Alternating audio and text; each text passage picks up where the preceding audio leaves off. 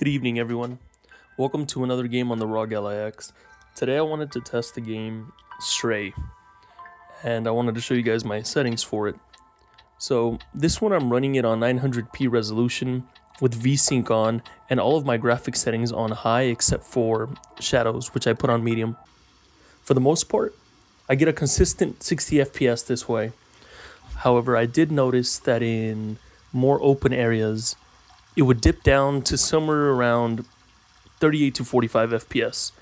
But when you would be, for example, in alleys, inside of apartments, or just overall in tighter spaces, then you would get a consistent 60 FPS that way. I set my TDP to a custom one at 20 watts. You can also play it at 17, but I found that this gave you a more consistent and stable experience overall. If this still isn't enough for you, the good thing is that you still have a lot of leeway to work with. You can lower your resolution, you can drop down the rest of the high settings to medium, or even to low if you don't mind losing the fidelity of the graphics.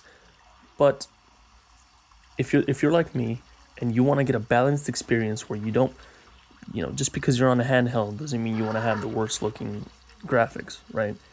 This is how I would recommend you do it. You can also bump your TDP up to a full turbo mode at 25 watts, or if you're at home next to a power source, you can play it at 30 watts, which should give you a few extra frames. I would also like to mention that I'm only about an hour into the game, and something I've noticed in the past when it comes to these handhelds and these PC games is that many times the games will run kind of bad at the beginning. It could be that it's building shaders or that it's just loading in textures or whatnot, but the experience becomes smoother as the game progresses. And this applies to many of the games that I've tested. So there is a high possibility that once you get further into this game, the performance will be more stable.